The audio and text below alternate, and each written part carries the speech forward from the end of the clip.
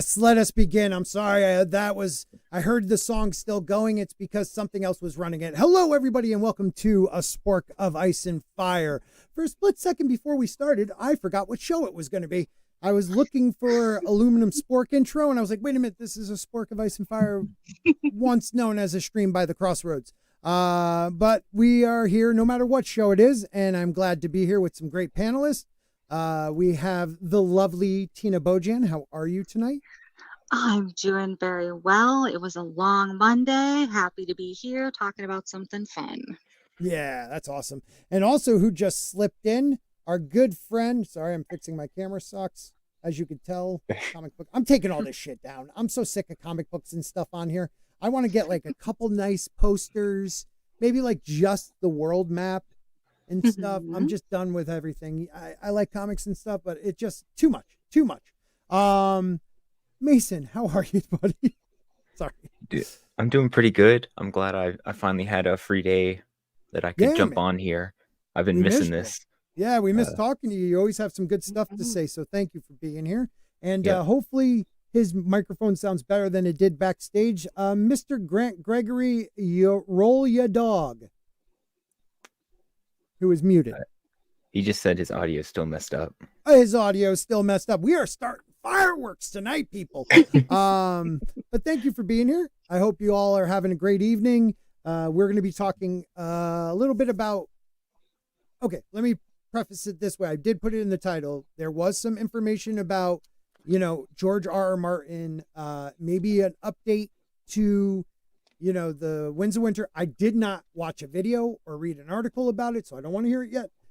But I'd like to see what it said. It's probably bogus, and it's probably something really tiny that people ran with. But hey, we're going to read it live and see my reaction.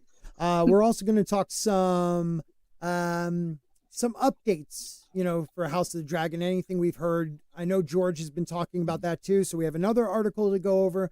But first, many months ago, probably, I said, I'm not going to buy anything from George R.R. Martin unless he first releases The Winds of Winter. And I stand by that. Well, I didn't stand for long because I found out from Tina Bojan that The Rise of the Dragon was on sale for like $25. So I bought it, and it's gorgeous. I mean, the texture, you can like feel the dragon. It's like textured. It's Fire and Blood for anyone out there that doesn't know. It just has these gorgeous, here, let me blow this up so you guys can see like gorgeous pictures. I mean, look at that. Wow. That is freaking awesome. I believe that's Aegon and his sister wives, probably planning like the invasion. It's just, I can't tell you how, like, some of the pictures in here, and it's just Fire and Blood. So like it's just a picture version. So it's like, which one is that one? Like the World of Ice and Fire, like kind of reminds me of that book. But it is, I mean, another stellar, like looking one, which I had to get. I just had to get, let's see. Woo, there you go. It's gorgeous. And Tina, you also got it, right? Yes, sir, I did. I'm up to page 118. It's really like probably page 60 because there's so much gorgeous artwork in there. But as far as actual text, but wonderful. I'm at near the beginning of King Jaehaerys and his reign, and it follows Fire and Blood exactly. So I mean, I can't say that the text is word for word, but it's great. I'll tell you this. Is Mushroom in it? Oh, Mushroom is definitely in it. Because he's in Fire and Blood. Yeah, he's in it. I think they have a picture of him, actually, if I was correct, or it's somebody else. It looks like it would be Mushroom. I think they were. Are you sure it's Mushroom and not just Tyrion Lannister? Because apparently you get those confused. I sometimes do. No, I was joking. I'm sorry. No, Tyrion wouldn't end up in here, Mason. You don't have to tell me. Wait. Isn't Tyrion the time-traveling fetus? Oh, he's also he's a Targaryen. Makes sense, him being in the book. Yeah, that is true. Maybe he is Mushroom. Oh my God. The death of Bull. That explains his enormous member. His that does seal it up. It does seal it up. I love let's Flaccid. I thought I added you. You're in the our DM chat. Jump on if you like, man. You're more than welcome now because you make sense and you don't overtalk. I like that. Sonny Frank says, greeting from South Florida. Yes, I'm saying hello to the chat because I missed it. Brian McCann. Brian, how are you, my boy? My boy. What am I doing tonight? What is wrong with me? How are you, man? Good to see you. Abomination AJ, my sir. How are you? My sir. My sir. I wanted to say Mr. What's up, Mr.? And then I was like, my sir. I don't know what's going on. I am an oath breaker. That is correct. Flaccid, get in here and talk. And one man show. Awesome. We also have some people over on the Rumble. Oh, Mason. Wait a minute. What just happened? Oh, who did we lose? Oh, Tina. We lost Tina. I'm sorry. Yeah, the other one. The other one. My bad. We have E. Clay Thomason representing Rumble. Thank you, brother. I really appreciate that. We got about 8 people over there still watching after I've been fumbling this, so I appreciate you.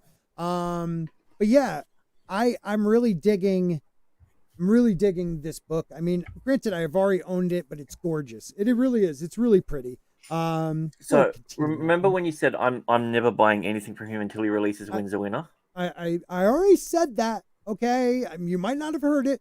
I didn't hear it. I just wanted to make sure it was addressed. Yeah, that was all. It was addressed. Yeah. Okay. I suck. That's pretty much it. Yeah, I really got to get some of the dump stuff over here so I could be like, yeah. Sparking fact. Yep, that's about right. So speaking of not buying his stuff, if you have Spotify Premium, the first Game of Thrones book, Fire and Blood, and the World of Ice and Fire audiobooks are all free with Premium. Oh, I have like the family package. I'm guessing that's Premium, right? Yeah. Yeah, that's awesome, dude. I didn't realize that. Well, I wasted. I mean, it was on sale, $25. So it wasn't like I really gave it to the man, you know? Like, it's like a $60 book. And I said, haha. I even added like an extra little like thing my wife had on Amazon Prime. So I got it for like $24.11. So take that, George. But you know who doesn't take that? Brian McCann became a channel member. Thank you, sir. I appreciate it. That really, really supports my channel, coming in at a spoon level, and I couldn't ask for much more. You guys have been great trying to help me build back my channel after demonetization. So thank you for doing that, Brian. You rock. Oh, why? What happened? You know, I don't really talk about it a lot, but yeah. Don't gay everywhere. Well, I mean, come on. I mean, that's pretty sound advice. I mean, it is, but you know, if you're gonna do it, just don't do it everywhere. Like, yeah. You know, it's like sometimes you need to, and I did with this book, all over it. That's why it's shiny. Yeah. Katina Martin says, I think there are some audio books here on YouTube also. I don't. Yeah, there definitely are. There are, but I don't think they're. If I'm correct, Mason, are they like from George or from his publisher? They're probably just random people. No. Them up, right? Yeah, they are not illegit. Yeah. They're bastards, so to speak. No, I mean, don't gay the books. The books are great. What does it mean? I don't know, but the books are great. And I'm glad you're here. News Affiliate Pro. That's a cool name. I dig it. Yeah, you just threw them all under the bus, Katina. Thanks a lot. So we do have a couple topics tonight, guys. Before we go into that, anything going on in the world of A Song of Ice and Fire that you guys would like to talk about before we do? I have Parrot Head, you son of a gun. Why aren't you shilling, Scott? I am shilling. We're shilling George R. R. Martin's newest book that's just a remake with pictures. No, he means YouTube channels. It means you're not wearing like someone's literally, shirt or hat dude, like you normally I had do. a Nerdrotic one and I put it down because I knew I didn't know if Parrot Head would be here, but I knew someone would be like, "Oh, Lucas Scott, he's showing for Nerdrotic," but they're really nice like hats. So I was like, you know what? I'll just go get my plain gray one. But you got me on that one. You got me. And all the other hats I brought upstairs by accident, so I didn't have any of the ball caps, but I appreciate it. I am shill. I don't mind. E-Clay wants you all to know I can't trust anything Scott says now. That's pretty spot on. I would say that's spot on. If I believe he meant Gurm added dinosaurs to his world, the book sales would triple. There are dinosaurs. They're called dragons. Just think. Yeah, I was gonna say there's those flying chicken thingies. Yeah, So, like think about like we could have easily have had dragons. They just think about like they create like oh, look at this new dinosaur we found from this one bone. Come on, you're telling me there might not have been dragons? Come on. Well, I mean, my cockatoo is probably about, I'm staring at my desk right now, maybe 16, 18 inches tall. Okay. Yeah. But when he walks, he looks like a freaking dragon dinosaur. Totally. I mean, you can see the connection that I never saw as a kid, because when I was a kid, they thought they were still all reptiles. They didn't really know that they were related to birds, or some were related to birds. Right. But you walk, but the way you watch him walk across the, ground because his wings were clipped, I mean, he freaking dinosaur. I mean, totally. I remember as a kid, we went to the zoo and I saw an ostrich and I said something like, "Oh, that kind of looks like a dinosaur." And the dude like belittled me. He's like, "Well, dinosaurs are all reptiles. This is a fowl or some, whatever, aviation. And he attacked me. I guess he's the one that did a foul. Yeah. Seriously. I basically like that one. I wish I can go back now, because the kid was probably only like 28, but at that time, because I was like probably like 12 or 13, I thought he was like an old man. I wish I can go back and butt him now. Be like, "I got you, bitch." Anyways, he doesn't remember anything. He's just sitting on a park bench. He's like, "I don't even know who you are." Mister, stop! And not in front of the kids. And I just lose my crap. Yeah. So, anyways, let's talk a little Winds of Winter. Now, did any of you read anything up on his release date, so-called like hint? I guess that's yeah. I heard a thing where he's saying it wouldn't be before 2030. I hate you. You. So I saw that he's gone back on his page count. That's like done. Really? Oh yeah. No. Because like he told us, yeah, like, he's only got 1,100 before? done now instead of 1,700. Yeah. What did he tell us before? There was like how much? Say it again. So I think he said about 1,200 last year, and then this year he said 1,100. Oh, that son of a bitch.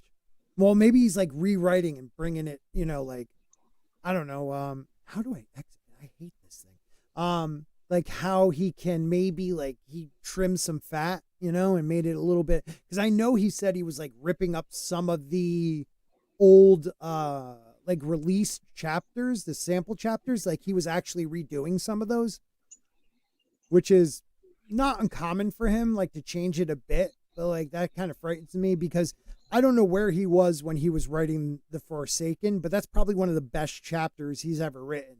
Like, yeah. For me personally, it was an amazing chapter. So I hope he doesn't mess him up too much, because he says he's a gardener, but I feel like don't prune too much, Yeah. Because then it'll feel like, seasons 6, 7, 8, I'm like, oh, we're just saying things because we need to move the plot along. Right. And I think I said last week I would bring this up, but I believe George played with Dan and Dave. I believe he didn't really want to give him exactly what he was thinking, so he gave him, because they said it was like points, right? They said it like, oh, he gave us like the Scott, come on.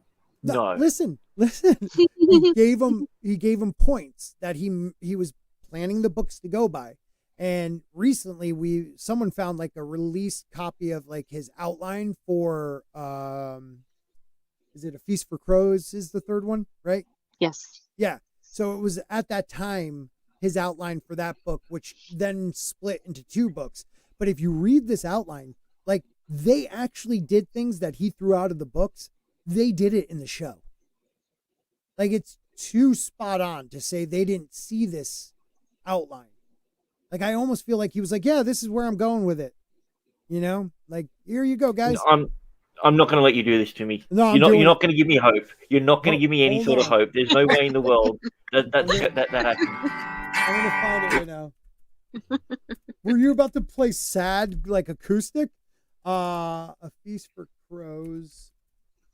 Fine. Okay, hold on. Let's see this. I'm going to find it. And you guys are going to be like, what? I'm going to be like, what? And we're all going to be like, what? It's going to be awesome. So, so you don't think it's a problem that he's let it grow too much? No, it's a big problem, dude.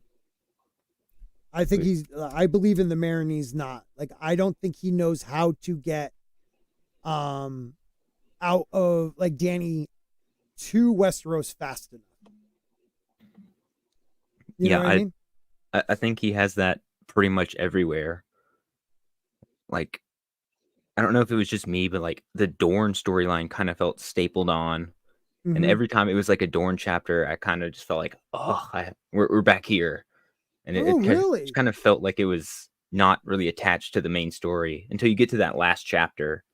Mm-hmm. And you see the last two, what's the Sand Snake's name? Like Sorella or something like that. And you see the stuff that happens with Marcella. Oh, right. And then you see the stuff that happens like, oh, we were Targaryen loyalists. It's kind of like, okay, cool. But like, right. Like, what's her name? His daughter. You're talking about, like, yeah.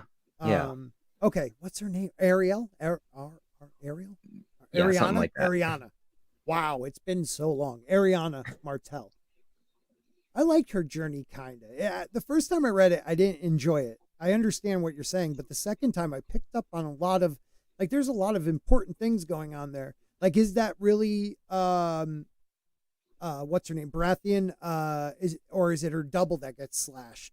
Like, there's so many little things you could pick up on that. Yeah. Right. And you also have, I like Darkstar. He's a weird character and I wonder where he's going. So some of it's interesting, but I get what you're saying. I'm not saying that it's like bad or anything. I really enjoyed the books, but no, I got you. It just felt different from the rest of the story. I see what you mean. Yeah. And it kind of like came out of nowhere. It was forced. Sort of, yeah. It kind of felt like he was like, all right, well, I can't do my time jump, so I'm just kind of gonna see where this goes. And he adds Dorne and he adds Aegon or Fagon. It kind of just pops up. Like, I'm interested, but I don't know. You have Tyrion just kind of wandering. No, I got what you mean. It's kind of like you almost felt like he didn't know where to go with those characters. Kind of like with it's like some of the characters and storylines are just kind of like circling around while the other characters are progressing. Right. Like Brienne was doing a lot of character development in A Feast for Crows. No, I get what you're saying. It's just, I don't know. I felt like we got somewhere in Dorne. Like, what is Dorne doing? You have Ariana finally, like, now these were sample chapters. So once I read those sample chapters, it made what happened in A Dance with Dragons. I think she was in, not A Feast for Crows. She was in Dance with Dragons. It made those chapters mean more. Maybe that's why I enjoyed them more. You think he could get rid of the whole Dawn storyline and it'll affect much? Mm-hmm. Well, I mean, I think there's a lot of stuff there that if he doesn't pay off, it feels like it was just filler in the last couple of books. So I think there's a lot of Dorne you could cut out, but you need to know that they're going to be Targaryen lists and they're going to be spurned from Dany because she basically gets Quentyn killed. So they're going to side with Aegon or Fagon. Right. And it's kind of like showing that they were going to be her biggest supporter. Now they're going to be like her biggest enemy, probably. Right. I mean, whatever happens to Quentyn, yeah. I mean, that's a huge. He was like the heir, pretty much. He was the prince in waiting. So if he really is burnt to a crisp and dead, which I still kind of think it was weird how they wouldn't let anybody see his body and stuff. His friends. So I wonder if he's not dead. No way he's dead. Yeah, I think they replaced him with somebody. Because if there's one thing George likes to do, he likes to basically describe exactly how people die and everything. And we don't really know. That's the whole point. Yep. So I was looking at a different page. I did find the outline. We'll talk about that a little later because I do want you guys to see it. But little Chad's in the house. What do you say? You're commenting commitment to George R.R. Martin's finishing the books is so inspiring. Blind loyalty is so rare in today's world, right? Right? Almost like a cult. I'm like a cultist, not the culter, like leader. You know, one of us. Man, I'd really do well in a cult, I think.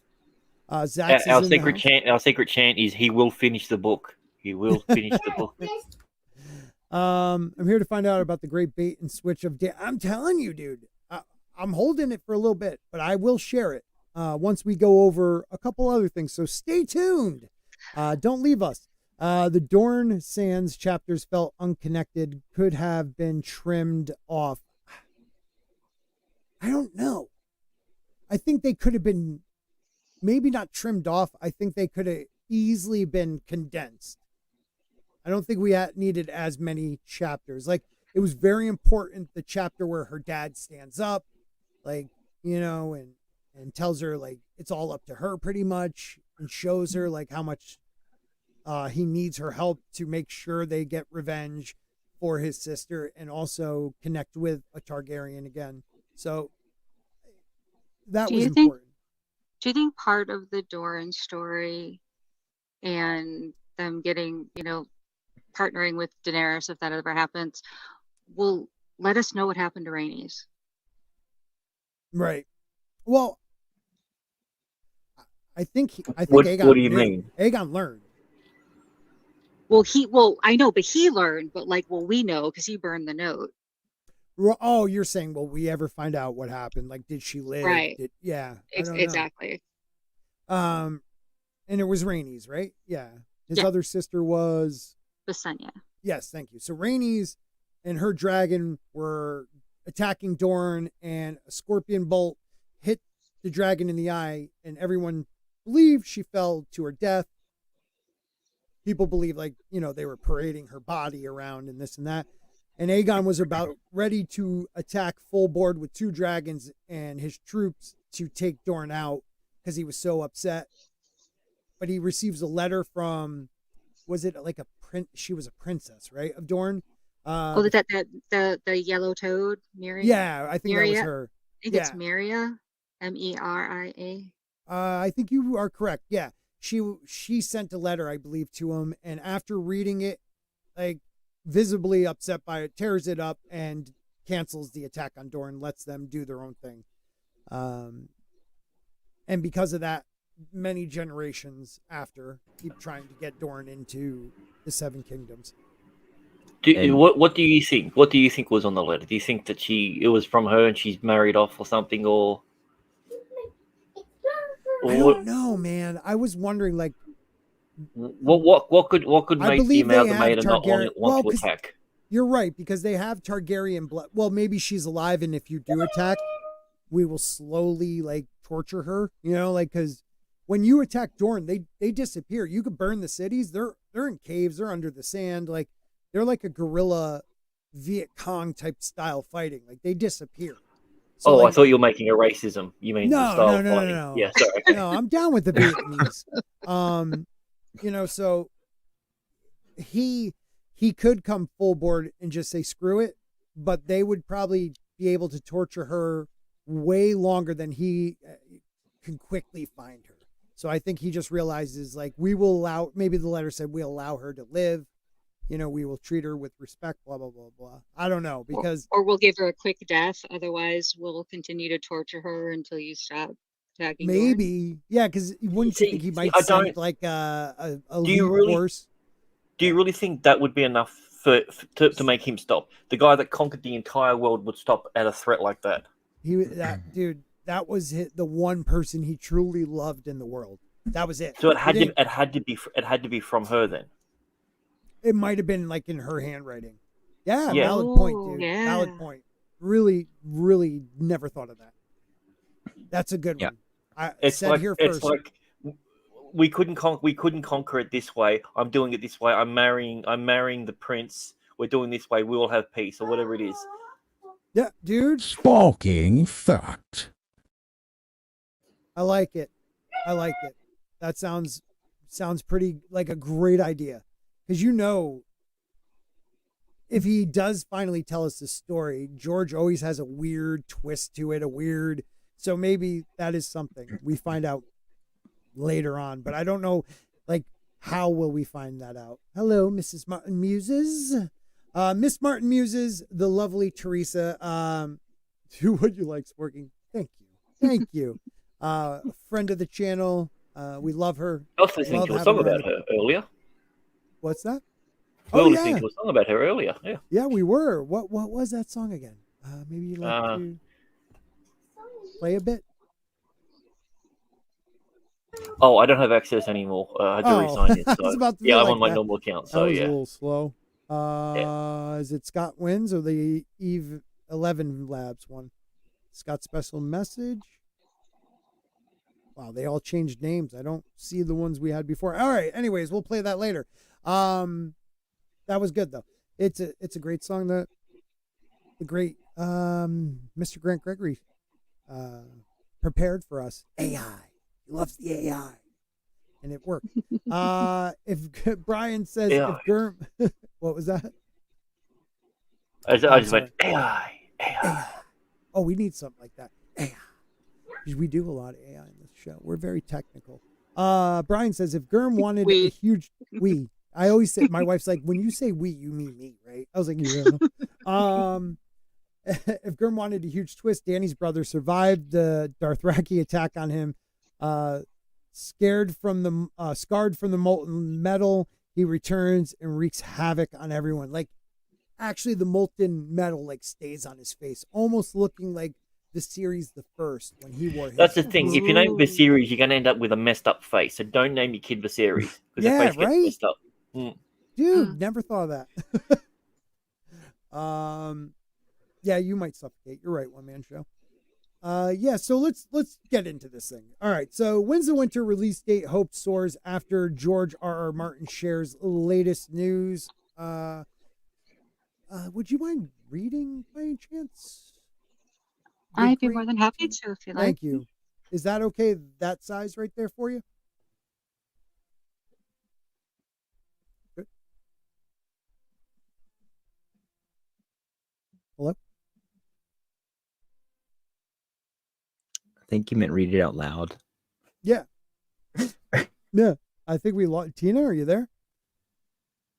You can hear me, right? Yeah, I can hear you. Okay. All right. She might have. Anyone hear Scott?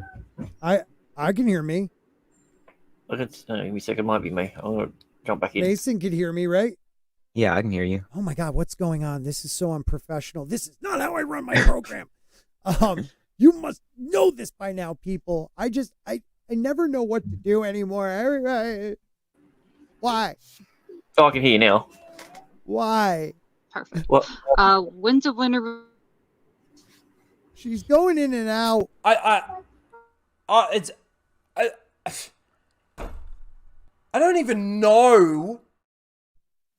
Better. Can you hear us now, Tina? I can't hear Tina. What the fuck are you talking about? Yeah, I don't know what I'm talking about, but I do know that I'll read it. I'll read until we hear Tina again. Winds of Winter release date hope soars as A Song of Ice and Fire author George R.R. Martin shares his latest on the upcoming Game of Thrones books.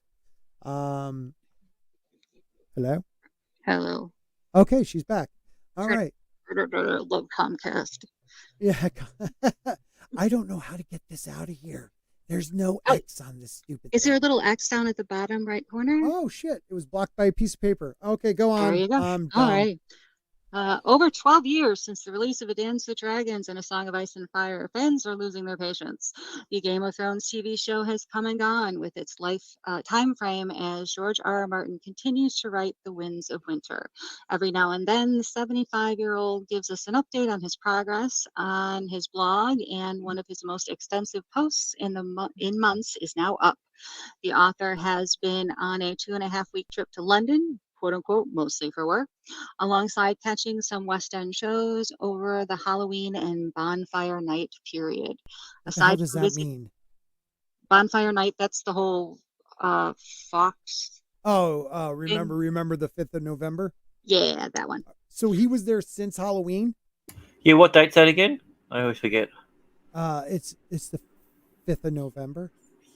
Remember the 5th. Didn't I say that? The 5th of November? So, yeah. Yeah, thank you. I'm pretty good at that. But wait a minute. Halloween? He's been there since Halloween for mostly work. Son of a, I'm about to break my things. I'm sorry. Could this maybe this article's a couple weeks old? Because that would make it sense. Is Thursday, December 7th. Damn it. Oh, okay. Then yeah, So I don't does, know then. So does it's only a Europe have couple a of lot days of old. trampolines or something, and he's like testing them out? I was told this one told me it came out like literally like 6 hours ago. But hey, whatever. But that's okay. Like I said, that's only a few days. So yeah, not too long. Maybe he stopped off somewhere else on the way home from London. I don't know. Okay. But aside from visiting the House of Dragon season 2 set and meeting with the creators of the upcoming Game of Thrones play, Martin wrote about The Winds of Winter. Dun, dun, dun. Hang on. So the play, it's the Harrenhal. I think it's called Harrenhal. Is it Harrenhal or is it the dance thing that with the tournament with? I thought it was Ned a tournament, wasn't it? Yeah, the tournament at Harrenhal. Oh, right? yeah. I think they call a year or two back he called it Harrenhal. That's what I remember. Okay. And I think he said he wasn't going to do anything about that until Winds. Just say it. Just say it. Yeah. Say it. He said he wouldn't touch the play until Winds of Winter was done. So maybe that's his signal. He's saying, "Hey guys, I'm checking out the play. I'm doing stuff." He's either done or he's done. Let's just hope he's done. Done with a big D. Yeah, dude. Cripe. Martin, who hasn't been to the UK for a few years, wrote, "I also found time to meet with my British publisher and my other British publisher to talk wild cards and A Song of Ice and Fire, and of course, The Winds of Winter. If the author is meeting with his publishers, that's surely a good sign that he is in discussions about when he'll have The Winds of Winter and therefore tentatively when the novel could finally be published." No, that means nothing. Of course, The Winds of Winter, they're probably like, "George, please tell us you're done." And he's like, "No." And that was it. Like, he was there probably for wild cards and A Song of Ice and Fire shit. Like, maybe and a steak dinner he didn't have to pay for, maybe. Exactly. Like, of course, The Winds of Winter. Like, for a fact, they were like, "Please, George, just give us a freaking date." Yeah, I can't do that, guys. Oh, man. This guy. He also wrote of having previously been too busy to visit the House of the Dragon season 2 set due to the Hollywood writers' strike. Dun dun dun. Oh, that was it. Is there anything else? Really? No. That was wow. That was it. Really? Okay, hold on. Let's go to this one. This one at least. Well, let's talk about this release date crap. First of all, let me go to Not a Blog. Let's see. When was this one? On the 7th, around there. So, God, who is this cosplay lady? George? A visit to Old Blimey or Blighty or whatever the frick it is. Look at him masking up. 75. I'll give it to him. Let's see. Neil Gaiman, The Mousetrap, blah blah blah. Oh, The Ocean at the End of the Lane is an amazing book. If you have not read, scroll up just a little bit. Neil Gaiman's novel, The Ocean at the End of the Lane. Yeah. Did we lose her again? Mid, like perfect something. We lost her. What's going on, Comcast? Are you trying to censor her? I don't know. I think she was going to say it was amazing, but maybe a wonderful book, but it depends on internal monologue and Neil's rich, you know, I don't know, evocative prose. I can't read that. I wondered how they could possibly bring it to the stage, you know? So he talked to Dominic and Duncan. And they're like, Mom, this book is good. Oh. Did any of you hear her just like at the very end? Or you guys not hear me? Why are you guys both muted? Mason? Sorry. I was trying to find something. Okay. I was a little nervous there. Hey, Tina. You're having a good night, huh? Yeah, really. And I was that was probably a great story, wasn't it? Well, I was just trying to promote his poor book, saying that, you know, The Ocean at the End of the Lane was an amazing book that was one of the first fantasy books that my kid wrote. Because they're like, this is cool. And I'm like, oh, you like Neil Gaiman? Well, guess what, buddy? Boom, an entire bookshelf full of books. Here you go. Right. Okay, so I was muted this whole time. I didn't realize. Yeah, I said it too. And I was like, he's not hearing me.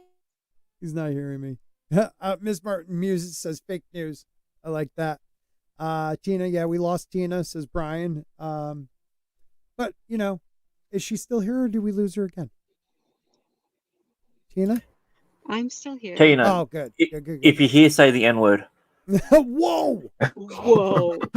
Nutter Butters? Not gonna do it. Not gonna do it. Man, yeah, I just wish you were here.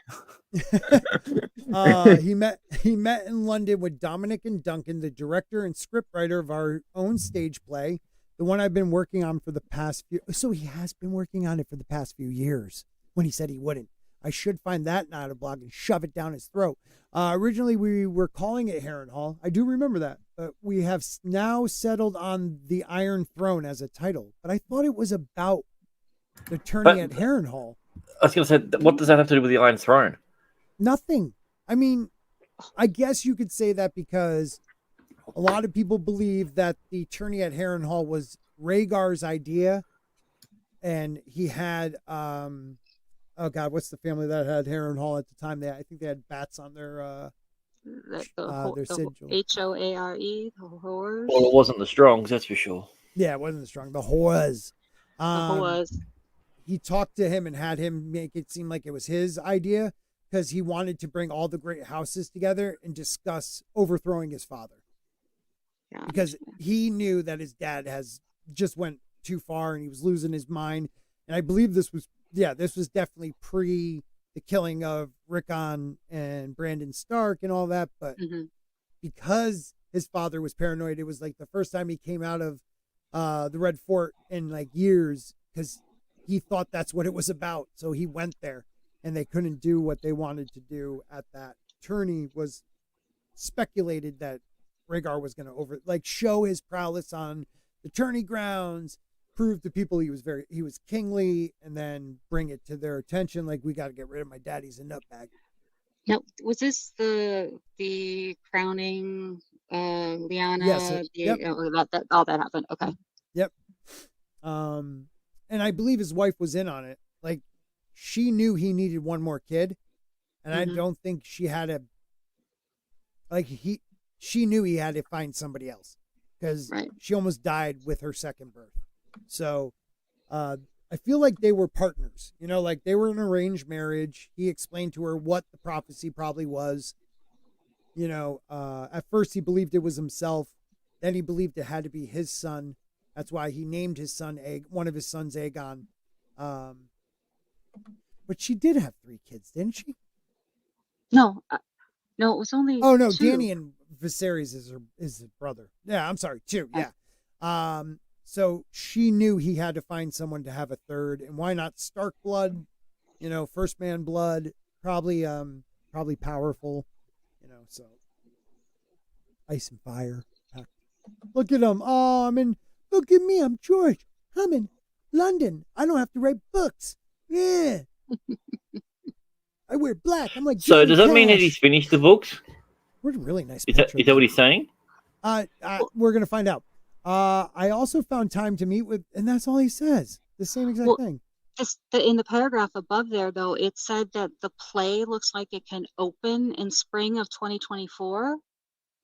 That means that play is written, produced, cast, the whole 9 yards. Yeah. That's messed up. There's still a lot of work to be done. What, on the book or your play, you son of... Why, George? Why? How do you do this to me? I don't know. That's messed up, man. Holy crap. All right, so that's all he says. But he does talk about House of the Dragon, starting with a visit to the studio where Hot D is being shot. I had originally planned to visit there months ago, but the WAG strike put an end to that. And instead, I stayed here in Santa Fe, working on the Winds of Winter and walking a picket line. Oh, they left that out in an article. Okay, that walking better be in quotes. Yeah, right. All I have to say about that is, oh my God. I am no stranger to film sets. I have worked off and on in television and film since '86, where I joined the staff of the Twilight Zone revival at CBS. I still recall the rush. Oh, shut up. Where I saw them building Stonehenge on the backstage behind my office for an episode I'd written. And of course, I visited the Game of Thrones shoots in Belfast, Scotland, Morocco, and Malta. Those were incredible too, but nothing I have ever seen can compare with the Red Keep and Dragonstone set they have built at Leavesden Studio in London, or Leavesden. Huge, stunning, and so damn real that I felt as if I had gone through a time portal to medieval Westeros. I love castles, and I have visited a dozen of actual medieval castles, keeps, and towers in my time. And none of the real castles I've ever seen can hold a candle or a torch to our Red Keep. Okay. It was not all tromping through sets, though. I also spent 2 days locked in a room with Ryan Condal and his writing staff, talking about the 3rd and 4th seasons of House of the Dragon. They were lively, fun discussions, and we got some good work done, though 2 days were not nearly enough. There is so much ground to cover that I am not sure 20 days would have been enough. Like, no, George, stop focusing on this. That is a beautiful Books must be set, finished. though. The books are finished then. He's confirming it. I feel like it has to be if he's doing all this, right? Otherwise, he's a liar. You see, you've done it now. You've given me hope, you What? bastard. A Hollywood writer being dishonest? That's Get out, unheard Tom. of. Get out, Tom. Mm-hmm. The highlight of the trip, though, had to be the sneak peek that Ryan gave me of the first 2 episodes of House of the Dragon season 2, rough cuts, of course. Of course, I am hardly objective when talking about anything based on my own work, but I have to say I thought both episodes were just great, and they are not even finished yet. Dark, mind you, very dark. They may make you cry. I don't know, I did not cry myself, but one of my friends did. Powerful, emotional, gut-wrenching, and heart-rendering. Just the sort of thing I like. What can I say? I was weaned on Shakespeare, and I love the tragedies, and history plays best of all. Wow. So Okay, so who dies in the first 2 ones? Because it's supposed to be but isn't it essentially supposed to kick off next with Rhaenys? Rumor has it by the no, this is like a couple other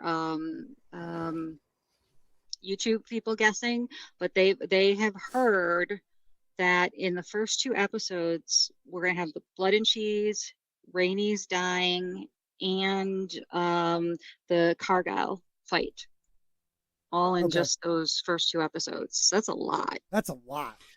Yeah. See, I would have assumed it would have been episode 4. Oh, by the way, spoilers for House of the Dragon season 2. Oops. Yeah, the people that ride dragons kind of die a lot. Yeah, So, don't want to spoil you. That's way too early. Dude, that's what I said. I had a feeling that's what they were going to do. He must then, like you said, 3 seasons, maybe even just 2, and then you move on to a different part of the history. Yeah, I don't know. Yeah, it's flying past that thing. Like as I said, we'll probably get like Blackfire and all that, like season 4 or something. I Who would knows? love to watch the first Blackfire Rebellion, like what brought up to it, what came up, all that good stuff. That would be cool. I don't expect that. So if we get that, that would kind of be an added bonus for me. Yep. Because I thought we were getting 3 seasons covering 18 months.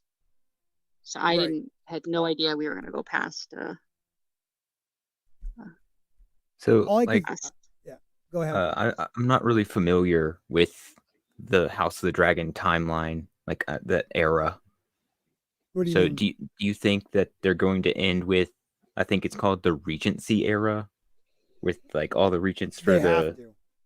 The Regency, Aegon the Fourth. Third. They're ending it on the Mad King. Yeah. That's what they initially said. Right. That's what they want to end on. He means this story. You know what I mean? Yeah. Like this part of the story, which, probably would be the Mad King. I'm sorry. I'm looking for Sam McCabe so I can send him a link, but I don't see it. For some reason, I'll take care of that. Okay, because the McCabe's aren't coming up for some reason. Either they blocked me or something, those sons of bitches. Oh, no. So what do you guys think? How many episodes or seasons do you think this storyline? So the Dance of Dragons. Come on. It has to be at least 2 more, but the way... End of season 2 will be the last battle. Yeah. What's up, Billy Bobsack? Yeah, he says, of course, George lies. You think season 2 will end that way? Are you there? You're muted again, Grant. Okay.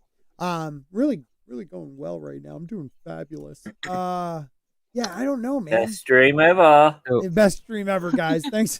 Any of you that are sticking around are true sporkers, and I appreciate that. See, Sam, I sent you the link in through Twitter. Yeah, so Sam, if you're available, or your brother, because I always like to hear from a writer's point of view, what you think. So my understanding was it was going to be 3 seasons if it was like just doing okay ratings, or 4 or 5 seasons preferably if it does really good. That's what George was pushing for. 4 or 5. I mean, that would be the correct. They went through 20 years in the first season, so they really could finish like in the first 3 episodes if they wanted to. But you could also stretch out the war at least 2 seasons.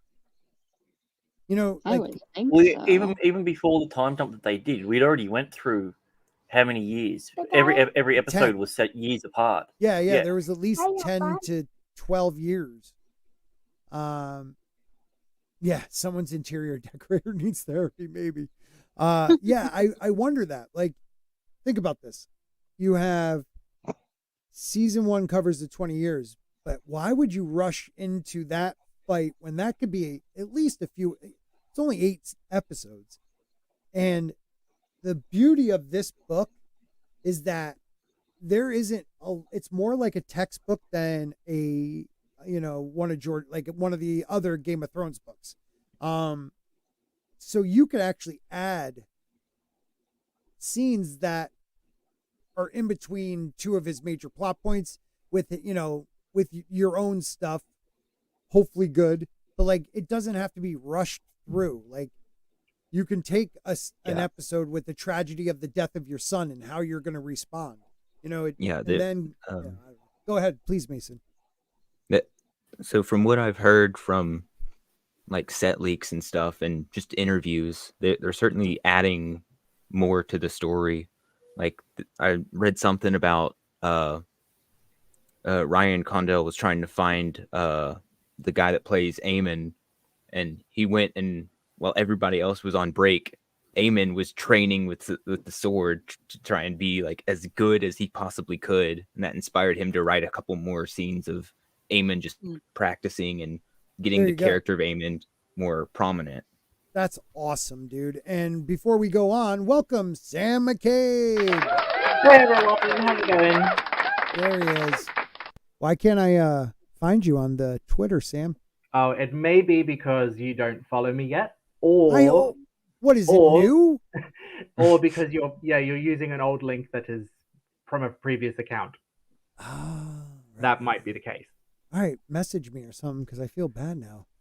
I was Yeah, like, "Where's we'll the have- McCabe?" I looked up McCabe and nothing came up in my thing. So Anyways, if you just look at my my what do you call it, the tagline there, it's Samuel McCabe 01, so no underscores or anything like that. right? Okay, gotcha. See, everybody follow Sam. Miss Martin Muses says they'll add 230-minute birth death scenes. Yeah, no more birth scenes, please. I think we got enough. We got enough of those. Well, do we have any more births really going on for a couple years? They can add some. Yeah, right. They'll throw in some. I mean, you got Aegon sleeping around, so you can just like, okay, here's 10 That's illegitimate true. sons. Ooh. That's true. Speaking of Aegon sleeping around, do you know the scene where we saw Aegon walking into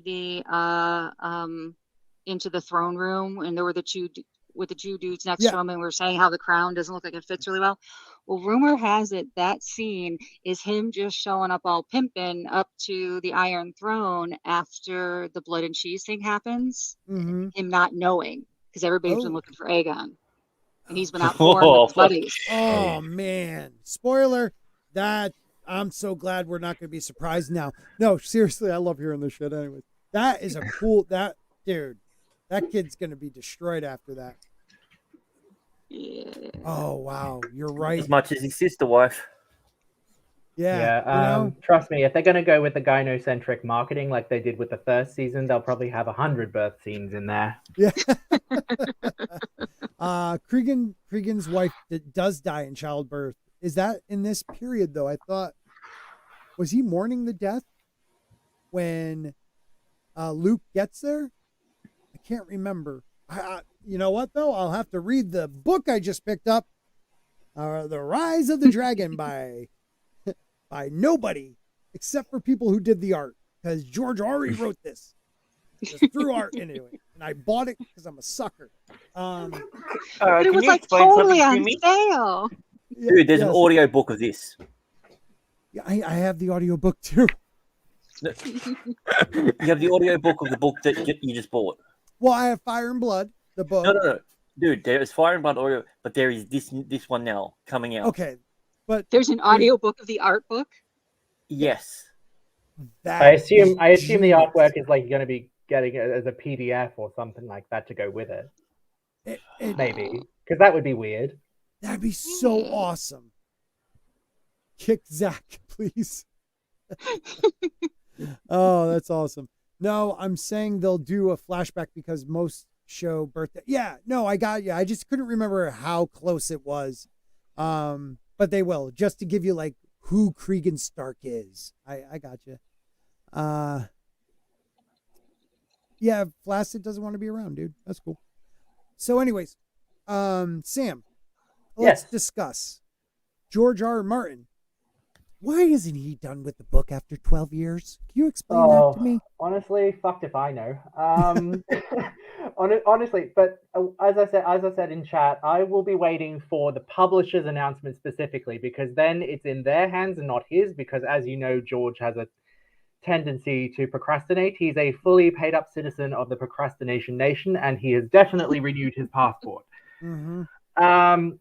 Now, the other part of it is that whatever date of completion George gives, that's just on the writing end.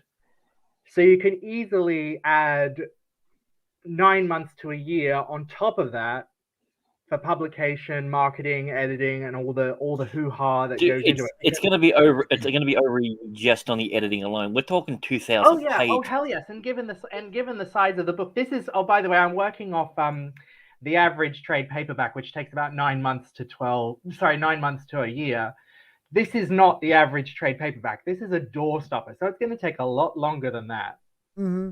Right? Just right.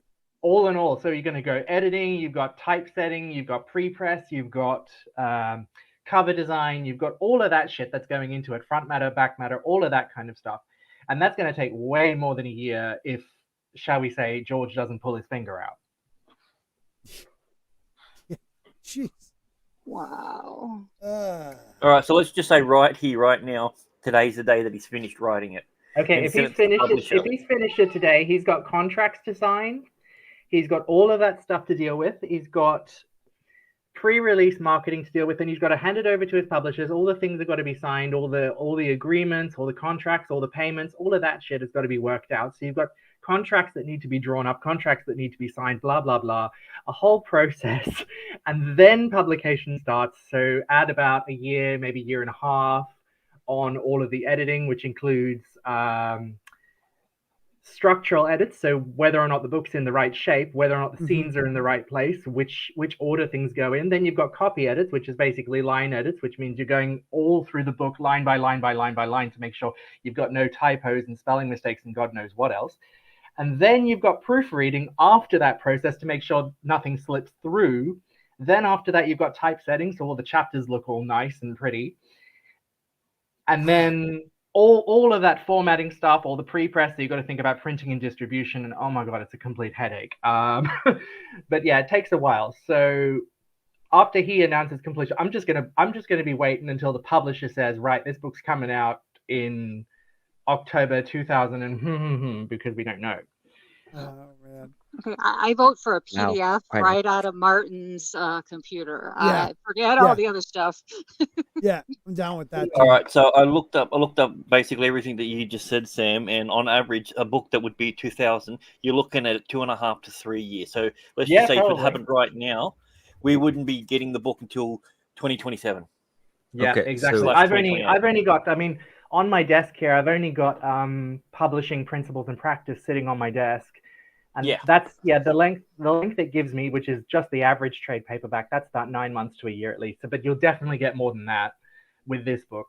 Hell yes. And that's not even considering A Dream of Spring, which I don't know if it's being written at the same time or not.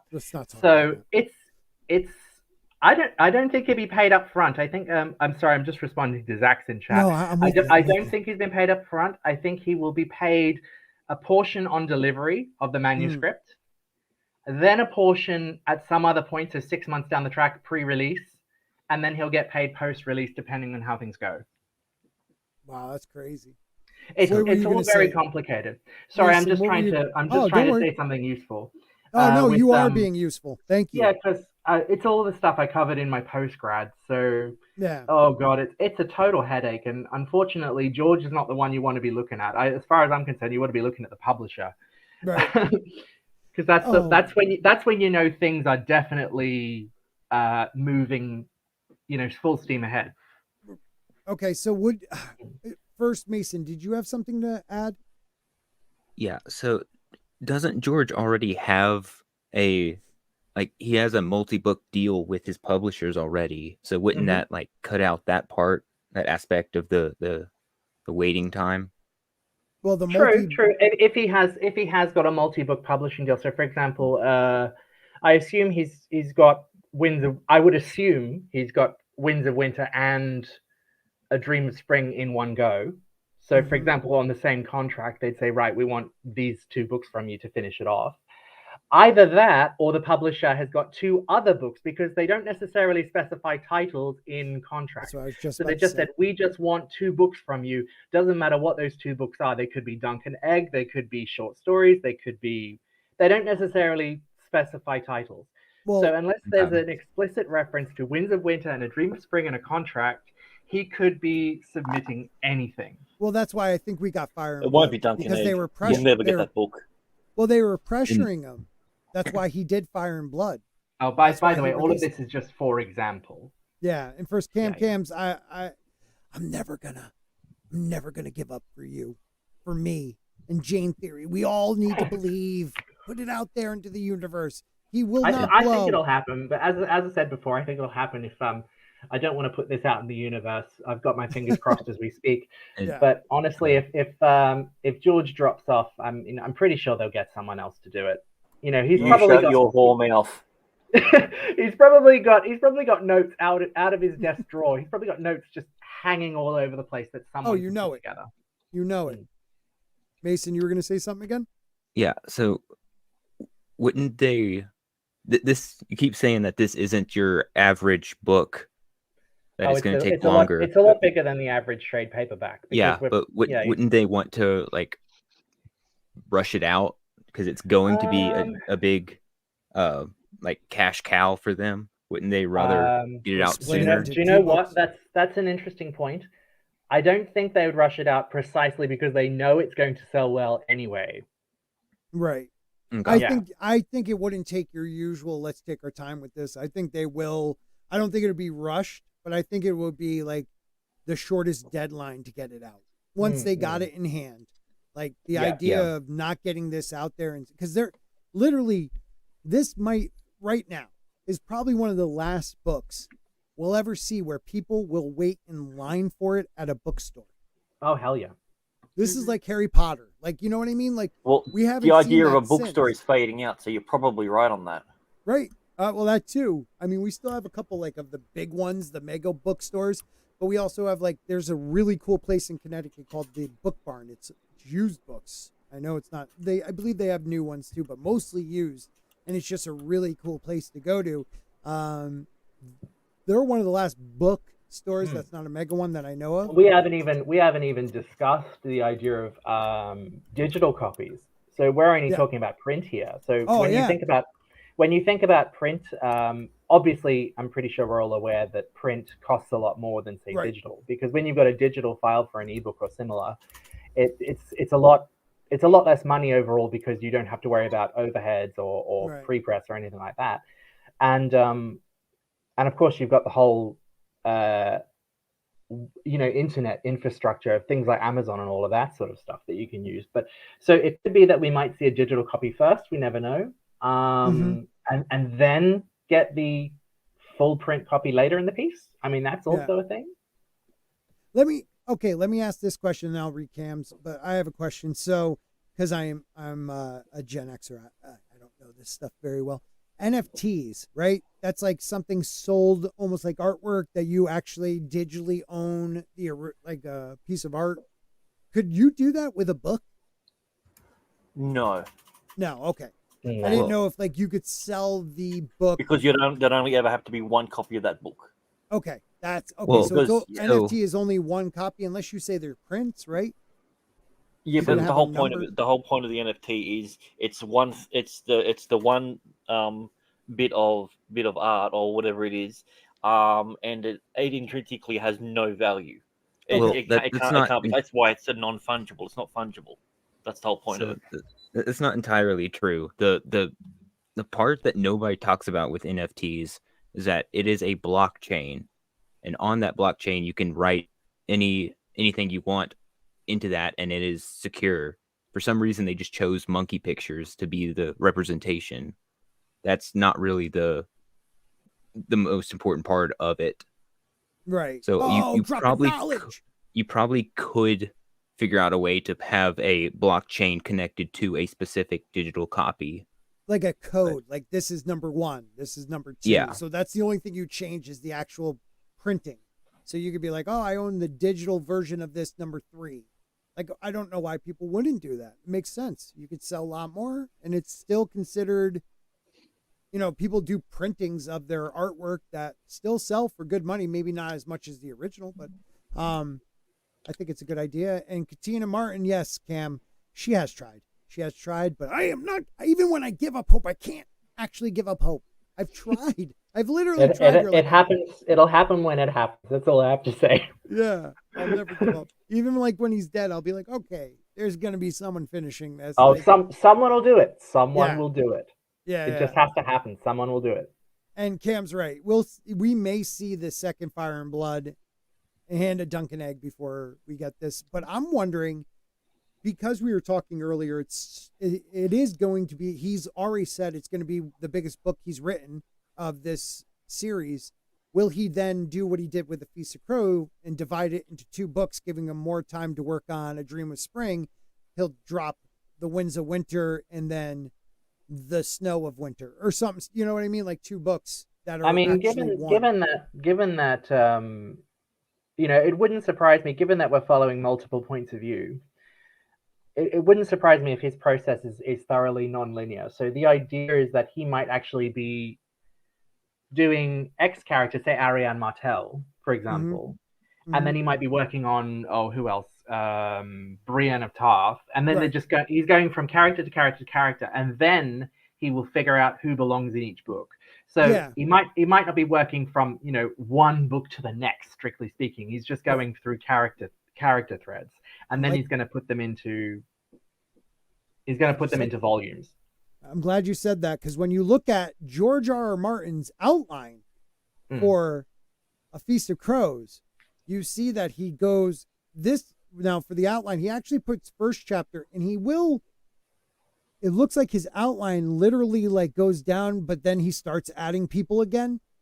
But like at first, like you see, like maybe he was thinking about doing person by person, but then he like gives you a lot of what's going on. So I think he's got a broad idea, but I think his process is thoroughly non-linear, and I think we've got to start looking at his or how the books are going to come out in very much that same sort of way. So for example, he'll write characters out, and he'll finish their chapters and finish their stories, and then when the time comes to it, he will put them in their respective volumes. If that makes sense.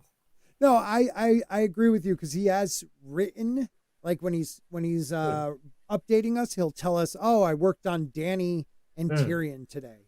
Like I was with Dany and Tyrion. So like that doesn't mean he only did 2 chapters. He might have done multiple for each, but yeah, because if you're thinking about like, if you're in a like, as a writer, I'm thinking of writing a book I talked to Grant about.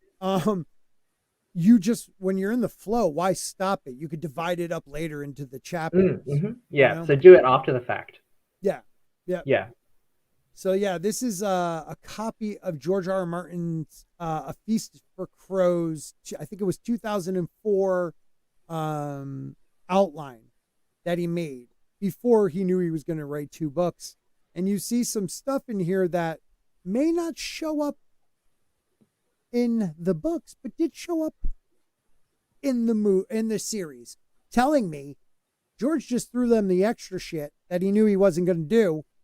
And I think he realized after like the 3rd or 4th season, I don't like these dudes, and I'm not going to work with these guys. Because I think after season 4, he used the excuse that I'm working on the Winds of Winter, and I won't be, writing anymore. And by the end, he was tweeting about other shows when the final. Yeah, well, he didn't even watch the finale. Yeah, no, he was tweeting about a different show altogether. Very telling. That's very telling. So if you go through here, there's a couple that jumped out to me. Brienne ends with fighting the Hound. Like, that is not going to happen in the books, but it happened in the show. So you see right here. So, I found it kind of cool that he had Davos at the wedding for fake Arya. And it was going to be at Barrington, but they actually moved it to Winterfell. So we had that going. But there's a couple others that I noticed. I'll just read them. So we have first chapter, Dany. I can't even read his handwriting. What does that say? Pretend it's a horse? Pretend it's a horse. Face off in pit. No something city. Anything? Dany is a horse confirmed. Dany is a horse. And I'm going home. I'm going home. Okay. It's something seen. Yeah. The brothel scene. It looks like it's a bee. Battle scene? Battle scene. Excellent. Okay. Yes, yeah. That sounds right. No Mary City? No, I don't know. Then you have Jamie and the Blackfish. Wouldn't be No Mercy, would it? No Mercy? Maybe. In this, yeah, I like that. Maybe? I don't know. Maybe it's No Mercy in City. Face off in pit. We got, he does the Jamie chapter with Blackfish. So that's No Glass Candles, I think. Yeah. And that's Pate. I think he meant to put Pate there because you have. And then underline it just says Dance of Dragons. So. All right. I think of last Dragons. word is like. Death of Dragons. Sorry. Yeah, Death of Dragons. I think so it's this is Stannis or something book. Steele's book. Pate. Steele's book. Yeah, so I think the Faceless Men were going after a book that tells you how to kill a dragon because they were hired to Gotcha. kill Dany's dragons, probably by the maesters themselves. Davos, Barrington wedding. Davos takes To take recaptured something. Okay, Davos. Maya North. Arya North. There you go. To take a recaptured Arya North. There you go. Okay. Where are you going? To a wedding. To a wedding. John, yes, we're going to lose. I can't. Us the armor. I can't get us the armor. Yeah. I can get us the armor. I can. God, his handwriting's terrible. No. This is great. I can say or save Loon. Could you send me the link to this? I'm just going to throw it in ChatGPT and see if you can make it legible. God, look how cool that is. All right. Ooh, I'll put it in our DM. All right, sounds good. Okay. I can't get us the armor. I can something. Say. I can say something. Recue you. All die. Val carries a message. Yeah. Rattleshirt goes with. Oh, Rattleshirt goes with who? Maybe because I mean, let's not forget in the books, Rattleshirt is glamored to look like Mance Raider. Mance Raider. Yeah. I said Mace. Mace Windu. Yeah, Mance Raider. Now in the show, Rattleshirt just gets killed, right? Or no, Mance just gets killed. Yeah. Right. Kettleback Queen Kettleback asked me to say that Osmond betrayed her. Queen asked me to say that Osmond Kettleback, right? Betrayed her. Yeah, Osmond betrays her. Yeah. That's him Osmond, telling that's separate. the Okay. High Sparrow. Yeah. Sansa. So, yeah. Divide chapter. So that might have been split. LF. Littlefinger. Oh, Littlefinger. Yeah, There you go. Littlefinger. Cersei. Yeah, Cersei it's has decoding the thing now. overreached. Okay, let's wait to see. She'll soon be done. Oh. Sorry. All right, we're gonna wait for this because I want to see if it gets what we got up here. There are multiple things you'll see that they do in the series and they don't do in the book. So I feel like he did throw him some just like, yeah, this was my idea. But like with George, maybe something he gave them in 2010 or 11 or 12, because I think the show came out in 10, right? 2010 or 11, around there. 2011. Okay, 2011. By 2012 or 13, he's like, yeah, just take this. This is something I'm working on. You know, like I can't imagine he, knowing that they were catching up to him, would give them information to destroy his books because they sucked at writing and directing. I mean, if he's not, as I said, if it's not in print, it can change at any time. Right. That's a good way of looking at it, man. You're absolutely right. You know, he might have thought he was going to go that way, but I don't know. Cam says at this point, Wins is already long enough to split into two. He describes himself as a gardener writer, which jives, I think, with what you're saying. I just don't think he can live long enough to bring it all together. Valid point, Cam. One man show post-it note, need more donuts. So why do you guys think that George is so married to the idea of just 7 books? I don't think he was.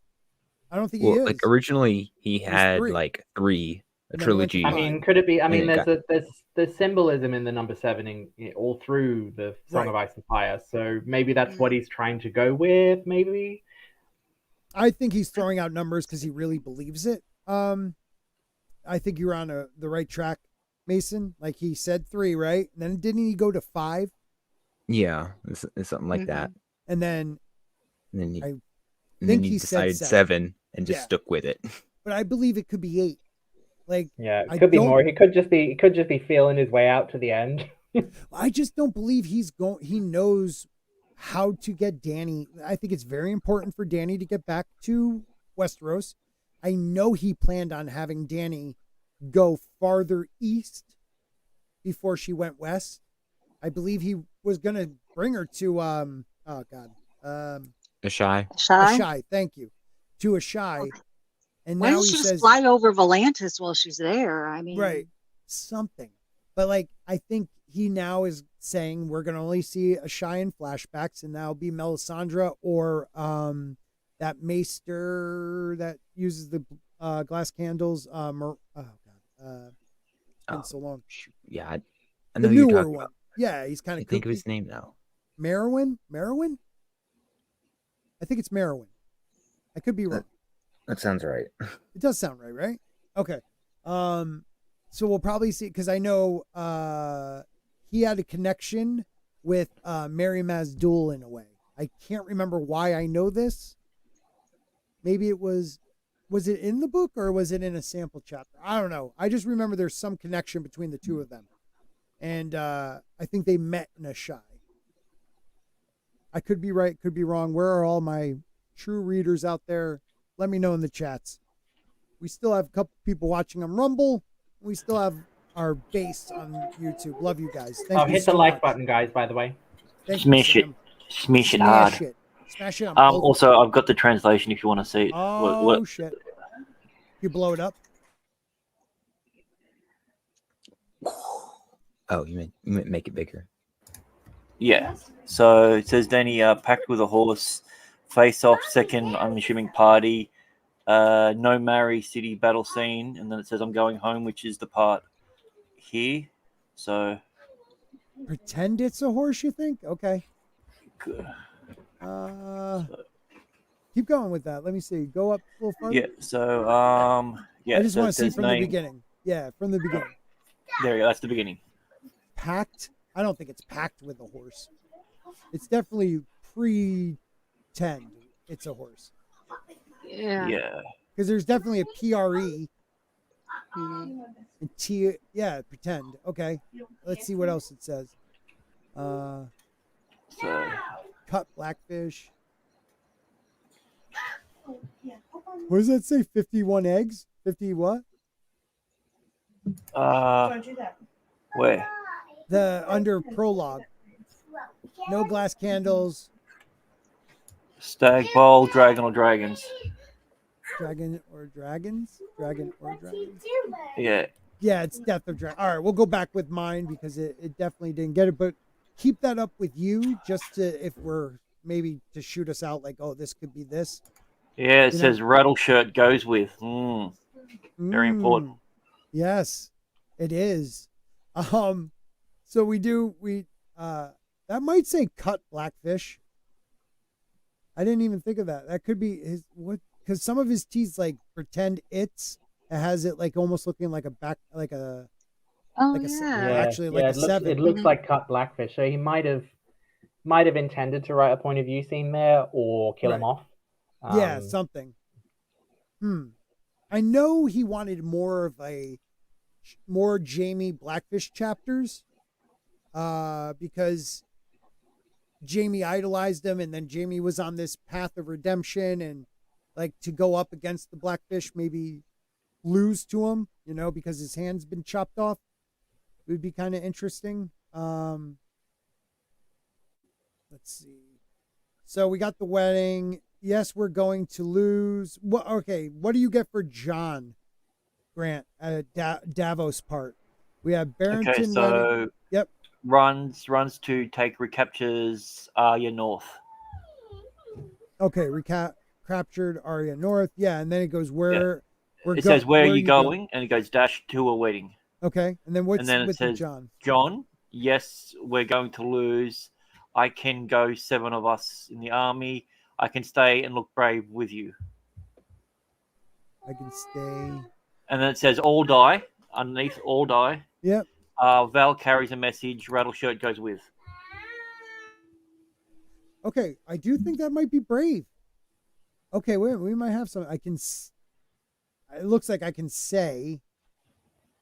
And then what did you say it was? Because it is I can, and that's got, G-O-T. That's how he writes his lowercase t's. So it's like. Okay. Yep. So I can got us the armor. I can say loon. Brave. I think that's look. It says I can stay and look brave. Oh, brave you. Okay. All die. Val. Actually, is that meant to be read on one line? I can stay and look brave, and you will die. Oh. Maybe. Yeah, because he does indent the all die, so it's not like a next. I know how to write an outline. I get that. Okay, we got the kettle black one. Sansa, divided chapter. We talked about Littlefinger. Cersei has overreached. She'll soon be done. Down in Dorne. Okay. Balon versus Ares. Ends with. I'm doing this second one now. Okay. I think it's Balon versus Ares, ends with blood and fire, mountain missing tooth. Oh, the head of the mountain missing teeth. Yeah, I remember something about that. Because they didn't know if it was the mountain's head. Because they were sent his head. And maybe they were questioning it because of missing teeth. Well, the next one's easier. So Kevin Lannister, presumably. Home to Casterly Rock, ready for winter. Yep.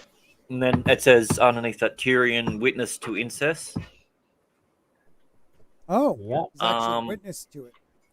Yeah, so then it says the Prince of Sorrows causes psychic pain, comfort, maybe prophecy. Confront. His head is used, his hands are gold, and always cold. Wait a minute, what does that say? It said, so the Prophecy? Prince of Sorrows.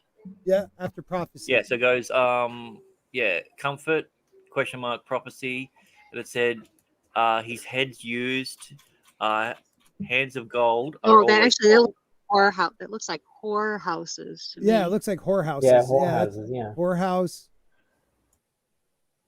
And then whores of something. Whores of the next line. So whores of.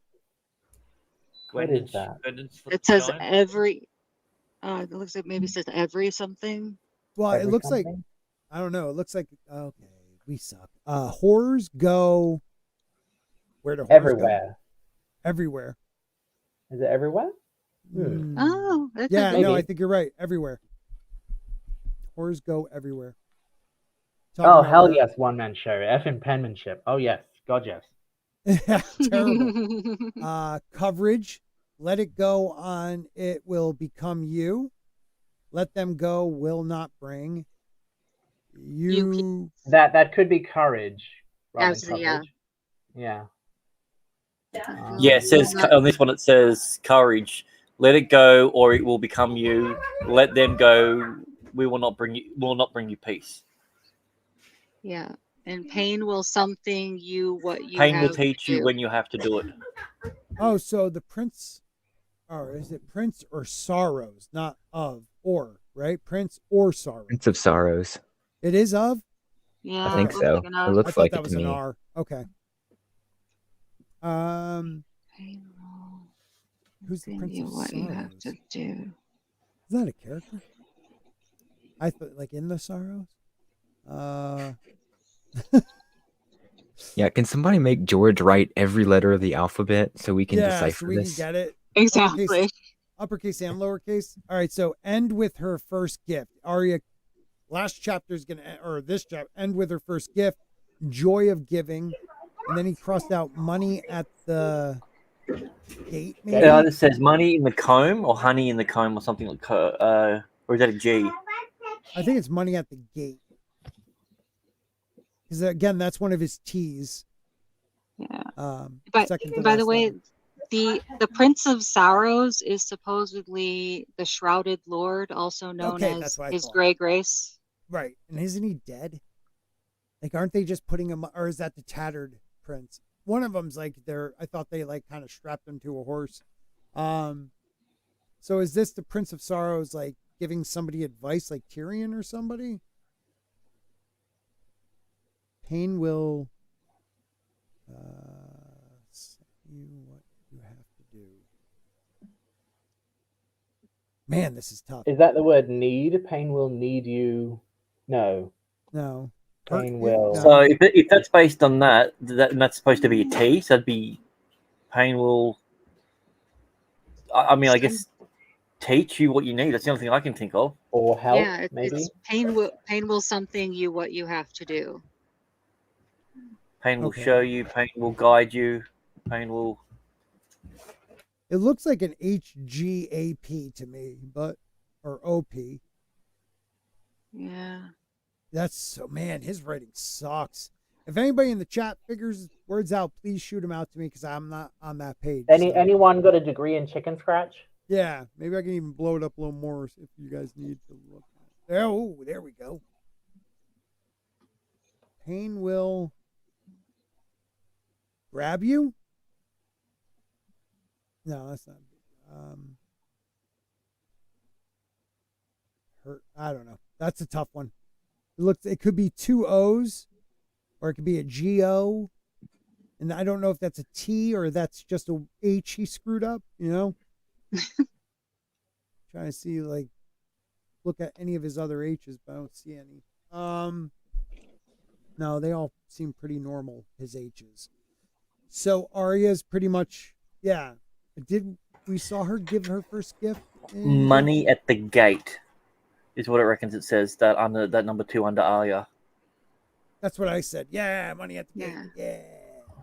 That's what I thought too. But he crossed it out. So whatever. Tyrion cliffhanger with Dany? Question mark. Captured by Ser Jorah. Now, that happened in the show. Yeah, I can remember this happening in the show. I don't remember that happening in the book, right? He went with. No, because he's not there yet. No, because Well, he's he not is there with yet. the second son. This is getting ahead of things. Yeah.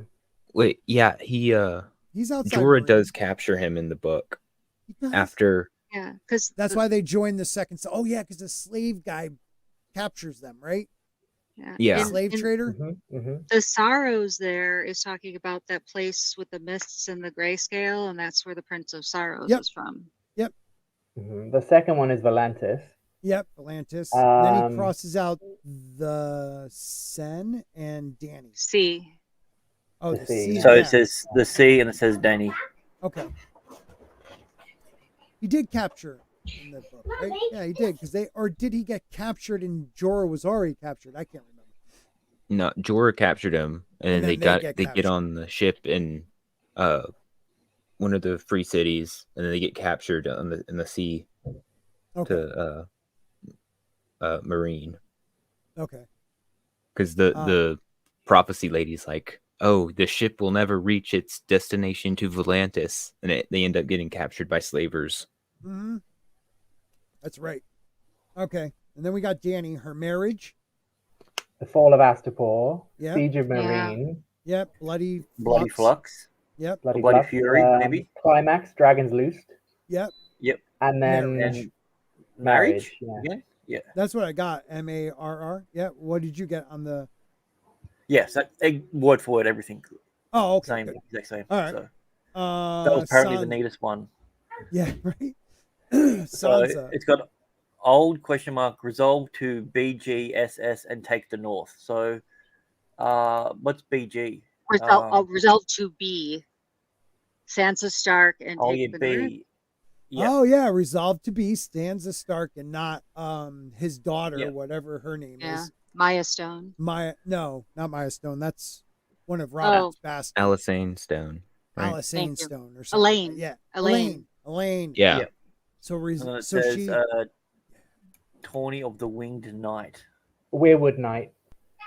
No, it's winged. It's Wing Knight You because sure? that is Weirwood as in It WW actually looks like it says W Wood. no. it'd be Yeah. Weirwood. Well, in the book, he does have a tourney for the Winged Knights. They are the 8 that would protect Sweet Robin. Sweet Robin. Oh yeah, that's right. so I'm pretty sure it does fella. it looks like Win Ud, but I think it's winged. I think that first that's O strange. is actually his G. Kill the slippery. mouse? Yeah, the mouse So is it's a got- go ahead. Yeah, so it's got Kill the Mouse, and then next to that it has Baelish Wars. So I see Sweet Robin. Yeah. What's that? Sweet Robin something. And then move north for Winterfell. Oh, I thought it was White Harbor. Oh, it could be W. I just saw Yeah, the it could W. be White Harbor.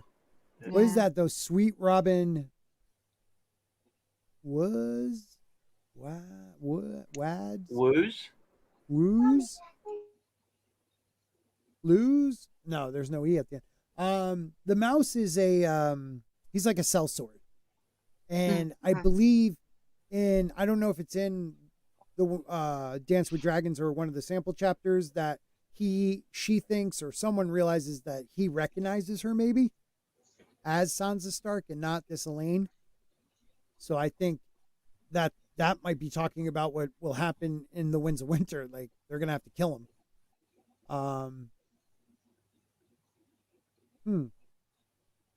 And I mean, resolved to be Sansa Stark, that happened, in the show. The Dragons Loose. There's a couple other. I can't remember. Oh, wait, is that it? I thought there was and John at Hardhome. Ends with Hardhome. So John wasn't there, John sent people, and then we hear the story in the book. But in the show, he actually goes to Hardhome. Mm-hmm. So we got, anything I got? We have seen on Game of Thrones, Brienne and Hound fight, Tyrion captured by Ser Jorah, siege of Meereen, etc. Yeah, that kind of sucks. I thought there was more that actually lined up when I read it the first time. Okay, maybe I was wrong. Maybe he. Some of this told him- stuff, I think, some of it happened in the next book. Right. So stuff is definitely moving around Yes. and being moved around. So that's what we've got to consider. So this is not all. As I said, it's only outlined. So that's pre-first draft. Right. Yeah, you're right. I still want to know what that word is. Pain will blank you. What you have to do. And I wonder who he's talking to, the Prince of Sorrows. I still think that's Prince or Sorrows, but you guys are probably right. It's interesting to see somebody's outline. Like witnessing incest. He doesn't witness it in the book. He has an idea of it, but I don't think he's ever witnessed it. Unless he's talking about Danny and, John, and this is like way ahead of where he is. But I don't think he ever did witness or ever says he witnessed his sister and brother. I think he already knew it was a thing between. Right. He definitely Yeah. had. I thought he had he might think they have done it, and he plays like he jokes about it, but I don't know if he thinks it's real until. Maybe I'm wrong. I thought maybe after he kills his dad, he realizes that they were banging. I don't know. Anybody else might know. I don't know. Maybe it's George Soros. The Winged Knights are based on the Polish winged hussars, a heavy cavalry formation of the Middle Ages. I didn't know that. So that could be keep, that word that you're looking for, because it looks like it's got the two G's that he does as E's. So what was it? It could be keep. Pain, where it says Pain the pain will will. keep you. What you have to do. Oh, it could be keep. Yeah, that might be a P at the end.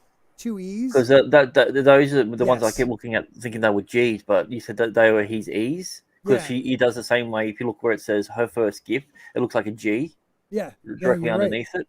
Yep. Why does he do an upside down E for his? Or pain will keep you. I don't know if that's a word that if that means anything. No, I think that's a K. That first, because it's like an H, almost like one of his H's, but he drops it. Yeah. So I think that's one of his K's. Do you think he writes like this to make it hard for people to read? So if anybody finds it, No, I just think he's autistic. okay, that might. I can't deny that. That could be something that's true. So pain will. The man keep does you. love trains. He does love his trains. Oh, choo choo. Big Bang Theory type thing. The Bayline verse Ares ends with blood and fire, mountain missing tooth. There's some interesting stuff there. We saw some of this. You know, I wish we had the way people talked about it. It like, cause this is actually the first time I'm really looking at it. I kind of scanned it before. Yeah, pretend it's a horse. What the hell is that? Maybe she's riding Drogon for the first time. Pretend it's a horse. I thought she was riding a dude. Ah, You never know. that's a good point. Does have 2 weddings. Yeah. You never know. No mercy. That might be mercy for the city. Battling. Well, if those are E's, you're right. Seen. And then his G's are almost the same, though. Going. Home. Yeah. Cut blackfish. Interesting shit. It is interesting. I don't want to bore everybody while I stand here and stare at it. But it is interesting to see what I hope he has more of that, more for the Winds of Winter than just that, type style, an outline. Oh, please God. His E's does tend to look like a G. Absolutely. Cat Stark conspired with Littlefinger to kill Ned Stark. Gurm confirmed that rumor. What? Come on. Yeah, that makes sense now. Looking at these notes. Yep. Yeah, like, what are you talking about? No way. Not from these. Like, did you hear that somewhere else? I've never heard that, Brian. Yeah, I can't wait for the Ned Stark leading an army of pigeons against Lady Stoneheart. Yeah, that's right? gonna be the best thing to come out of the Winds of Winter. Or That's actually the final battle. Everything gets resolved in this book, and then the last one, it's the battle of sparrows and dead women. Yeah. Well, the sparrows are the faith, but no, he comes back. He's a pigeon, but he brings back Middle Earth eagles. They're all following him. Somehow they should. Yeah, they're led by a They pigeon. looking for Boromir. So Well, they do talk about one of the histories of the Arryns was that they could turn into massive eagles. They could shapeshift. I think it was shapeshift into eagles, or they rode these giant eagles. I can't remember exactly what it said for their history, but it was something like that. So there might be giant eagles, and we just never seen them. Maybe we'll see them on Stagos or something. I don't know. Interesting stuff. We'll just anything else, guys, about George R.R. Martin or about books in A Song of Ice and Fire. Will we ever see the end of this series? Will we ever get another Duncan Egg? Hurry the fuck up, George. Oh my God, it's so freaking it just rattles my brain. It's like, why, dude? Why does it 12 years? July 12th. Thanks for leaving us. No, July 12th, 2011. Yeah. We are far past that. Actually, will it be 6 months today or tomorrow? Will it be 12 years, 6 months? Let's check that. Hold on. yeah, today Yeah, is it today? God dang. it is for us. Ah. Yeah, it's still 11th over here in the actual Actually- part of the world. Oof. Actually, it's only 12 years, 4 months, and 30 days ago. So it's not even 5 months? July? August, September, November? Wait a minute. August, September, October, November, December. Oh, yeah, that would only be 5. Wow, I am slow. Just so you know, the number one song the last time the book was printed, or when the book was released, the number one song in the country was Party Rock Anthem by LMFAO featuring Lauren Bennett and Goon Rock. Yeah, the number one song that was in the U.S. In Britain, it was "Louder" by DJ Fresh featuring Sienna Evans. Let's see, what was Most of us are still none the wiser. Yeah, let's see, number one books that year. Oh, it's so sad. What was the price of gas? Yeah, right. Let's see. Oh God, that's a good way of putting it. I'll put July 12th to today. Then we'll put history. This is exciting, guys. Stick with me. It's going to be a lot of fun. Well, it just has on these dates. None of us give us any. Well, when that came out, the King's Speech won Best Picture. That was a good movie. Yeah. 65th actually, Tony yeah. Awards. Just so you know, The Book of Mormons for musical and War Horse for a play won the Tony that year. I wish we had more about it. Oh, wait a minute. Is this changed? Holy shit. Something's weird. June 12th, 2011. This one's telling me number one song in America was Rolling in the Deep by Adele. And number one song in the UK, Change the Way You Kiss Me. Example. I don't know who the fuck. Well, that sounds a bit rapey. Yeah, right? A little weird. Mm. And this is saying 12 years, 5 months, and 29 days ago. Am I in America? What's going on? Maybe it's like thinking I'm somewhere where you guys are. Oh, you fucking cat. This little son of a bitch. Dude, I was in the middle of preparing this stream 3 times. I was almost about to hit save on StreamYards, like I'm done. And the freaking cat stepped on the button to turn off the PC, shut it down. 3 times. Like, I knew he meant it after the second one. Like, first one, oh, that's an accident. Second one, dude, you're doing that on purpose. The third one, though, I knew he was out to get me. Wow. Yeah, Stanley. Malicious. Son of a bitch.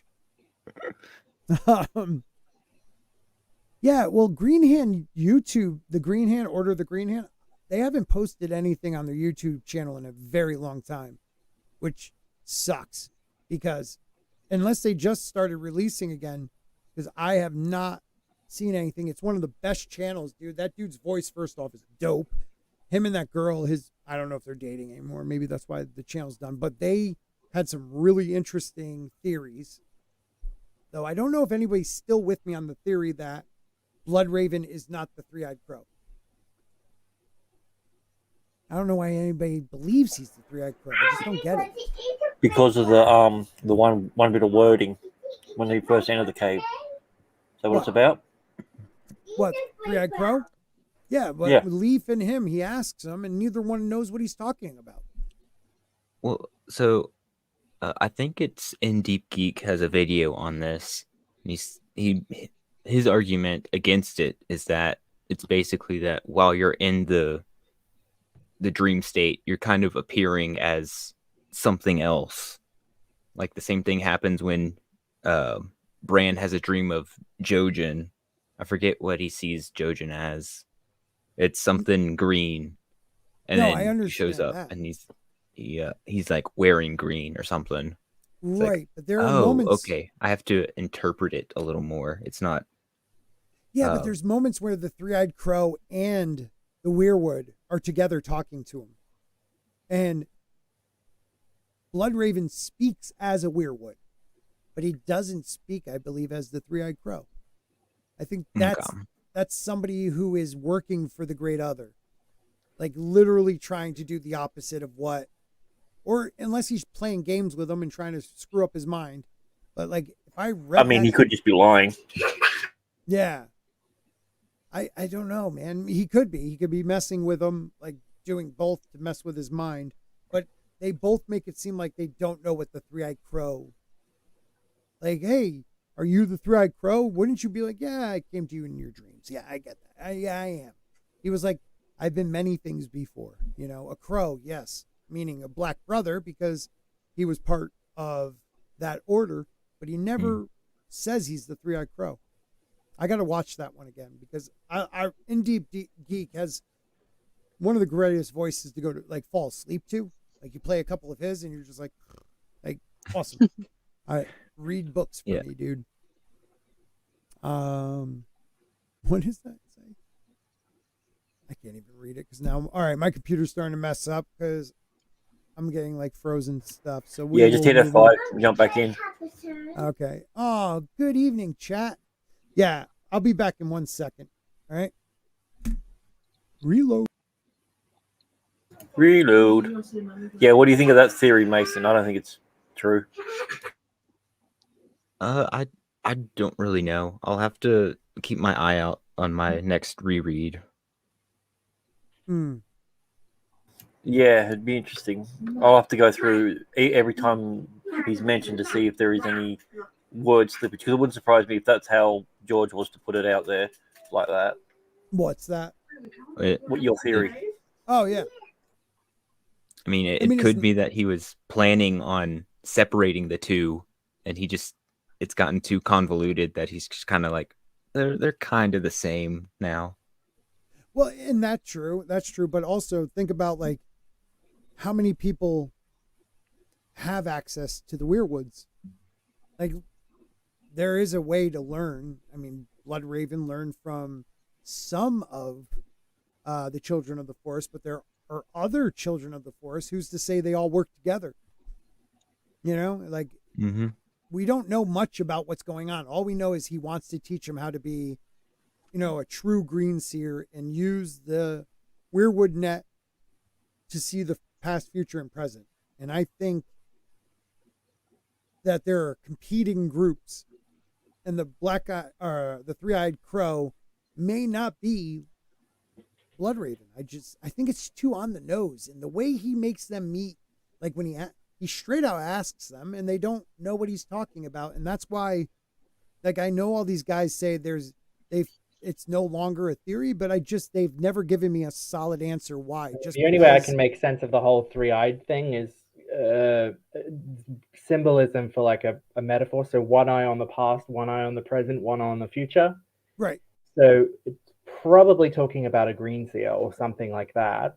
Well, opening up your third eye, like ancient. Yeah, I mean that too, but you know the sort of time metaphor, seeing into the past, seeing the present, seeing the future. So it'd have to be something like that. Maybe it's a brother of the Night's Watch that we haven't been introduced to.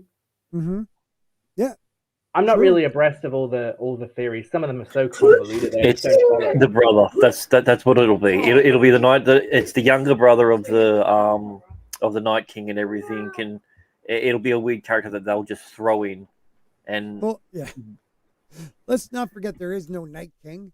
You know, like that was a show only. Yes, he is. He's lying dead on the slab up at on the table. He's dead. So I think we're all missing a very important detail, and that's that Bloodraven only has one eye, and the three-eyed Raven has three. Boom. So like he's already missing two. So even if he opened up his third eye, he still has a missing one. You're right. So really, it's only his second eye. That'd actually be pretty funny if somebody had like one eye up in their forehead and one eye like where it's supposed to be. Like it's like sloth. Actually, Mason makes a point. I think that's confirmed. That's confirmed. Yeah, Order the Green Hand. Guys, if you've never watched their channel, them, In Deep Geek, like there's so many great Song of Ice and Fire channels out there. God, what is that guy's? Oh my God, I'm blanking on his channel. Like Golitis. Now there's a dude who actually has shown up in my chat a couple times, and he's such a good dude too. I'm just there's blanking. the Three-Eyed Raven is a channel.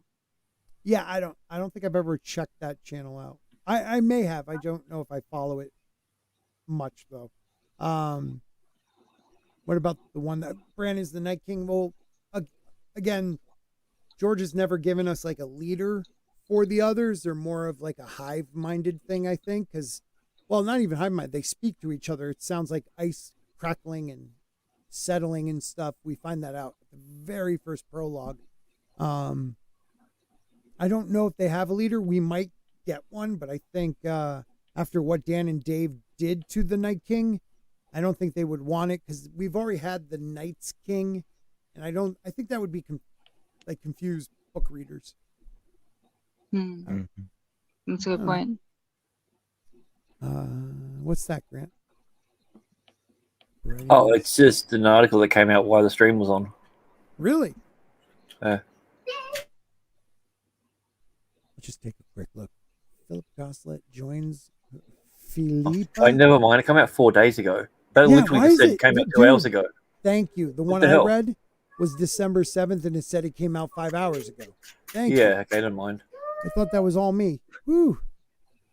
So, speaking of Order of the Green Hand, how upset would you guys be if Jon isn't R plus L equals J? It's Ned and Ashara. Would that upset you guys? If it was Ned and Ashara, Would you be like equals disappointed? Jon? Yeah. I don't think I'd be disappointed. You just got to make sure I understand. Like, I could understand him giving us like a red herring type thing to go down the Lyanna and Rhaegar thing, but there's so much leaning towards that. I just hope that I bring him back. I hope he's dead. I Jon Snow as a character doesn't exist anymore. Dude, that would be amazing if he did that. If he doesn't bring back Jon, that would blow people's minds. Blow people. People will 12 years later will lose their ever-loving shit. Like, Jon was just another Rob. And the real hero is Rickon Stark. If he ever learns how to not run in a straight line. That's the show. As long as it's not Bran the Broken, I'm cool with that. Rickon Dude, who has a better story than Bran? Rickon can go around and bite everybody's ankles. Think about it. George likes to play with people. Everyone's like, oh, Shaggy Dog. That means a story that is meaningless and goes nowhere. How about in his story, the Shaggy Dog is the winner of the Game of Thrones? Rickon Stark. Riding his direwolf, direwolf running next to him riding a unicorn. Whoa. Rickon the Rider. Rickon the Rebel Alliance leader. Nope, that didn't work. Because he's just so animalistic and like he's like a wild kid. Like I would just love to see. I wish he was a little bit older. Like George talked about doing a 5-year jump in the books, and he never ended up doing it. And Rickon's what, 4? Like can't really be too great of a character in the book. Yeah. I don't know. Exciting stuff. House of the Dragon. We'll have more stuff on that next week. The whole bloodline of the Stark should get like wiped out by the last book. That would be the most interesting thing. Dude, like all of them are just dead. Right. What was the name of what was supposed to the name of one of his books was like the Time of Wolves. Time of Wolves. How about The Winds of Winter will be split into 2 books. It'll be The Winds of Winter and Time of Wolves, and then A Dream of Spring. So it kind of feels like we're leading up to a Stark civil war, because you have Rob's will, which is going to legitimize Jon, who could come back as a Fire White, or some sort of white, whose sole purpose would be to protect the North from this oncoming threat. You're going to have the Manderleys trying to restore Rickon because they know he's on Skagos. You have Sansa getting a lot more influence in the Vale, right? And they're once they know who she is, they're going to want to put her as the next heir. And then you have the guy that knows that Bran is alive, the Hill tribesman. Know. Yeah, and he's like, talking I think with the Mountain Men all know. Yeah. Yeah. And he's in the camp with Stannis talking to all of them, and they could very well betray Stannis for a Stark. So it kind of feels like everybody has their own Stark that they're wanting to put up. And if we have time in the in the book that might come out sometime. Yeah. Well, let me ask you this. How many people do you think know other than the Mountain Clans? Maybe. I mean, we do know one guy from a Mountain Clan met Bran on his journey. But do you think a lot of people know? that he's alive? Like, or does Stannis even know? Or is it just those mountain clans that know? Or did that guy not tell anybody? Because I believe Bran asked him not to, right? So I think the mountain clans know. They've at least heard them talking, because they don't really like each other, but they trust each other a lot more than they trust outsiders. Right. So they're kind of they're they playing. Respected Ned Stark like greatly. Yeah. Greatly respected him. Mm. So to Like protect one of they're his not. sons. They're kind of just tagging along with Stannis right now. Right. Until they get an opportunity to back a Stark. Right. They think they're saving a Stark. That's true. That's true. Oh, God damn it. Just give me the damn book, George. Yeah, you're going to have Lady Stoneheart, who's going to want to put either Arya or Sansa on the throne. Yeah. Probably Arya, because Sansa was married into the Lannisters. Right. She would have to kill Tyrion. Let me just say this. Once The Winds of Winter comes out, and it will, we're doing a chapter by chapter, one chapter a week on this channel, on this stream. So be prepared. One chapter a week, because that's how much this book is going. I mean, we're going to rip it apart, people. Rip it apart. So that would be epic. Oh my God, it'll be so much fun. I might even do more. Like, I might start doing more videos. I might go back to doing videos. I might. Someday. Anyway. Do a video on each page. Yeah, on each page, right? Sam, where can they find you, buddy? Do a video of you sounding out each word. Just do a deconstruction of each John? chapter. There you go. There you go. Rickon. Let's break that word down. Rickon. What does that mean? Here's a 37-minute video on it. I could probably do it. Maybe by the sentence. We'll go by the sentence, maybe. Where can they Why find is it not you, Rick Sam? off? Why is it Rick on? What does that mean? Okay, if you guys would like to follow me on Twitter, you can find me at Samuel McCabe01. You can see it in blue just under my face. Yeah, I need to you can also check out Nick's and my YouTube channel. Just type in Nick and Sam McCabe and you'll find a photo of us together. Like, subscribe, do the things. Don't forget to like this video too, guys. Oh, thank you. And yeah, that's basically it. And if Scott would like to follow me, I've also retweeted the link. Oh, good. So I was like, that way we don't end up with sort of chaos over link sharing later in the future. Oh, thank you. Thank you. Yeah, I was wondering where it was. I couldn't find it. Yeah, guys, definitely check out Sam and his evil twin brother. They are awesome guys. Known them now for a few years and really respect those guys. Don't back Tina.